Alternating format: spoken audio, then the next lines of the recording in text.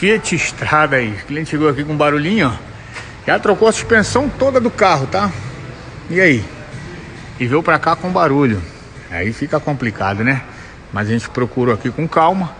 Desmontamos e vimos, ó. Balança nova, tá bom? Balança nova, ó. Ponteira nova. Mas olha aqui, ó. Olha o problema aqui, ó. Ó. Como que não vai fazer barulho? Olha a bucha. A bucha da balança que ele comprou novinha. Então, galera, fica atento, tá bom? Às vezes você coloca suspensão toda nova, mas se for de marca ruim, de péssima qualidade, vai acontecer isso aqui. E às vezes até a marca boa também acontece disso aqui, tá bom? Então, só um bizu aí para vocês ficarem ligados. Às vezes você troca tudo no seu carro e o barulho continua e a peça nova veio com defeito. Bora!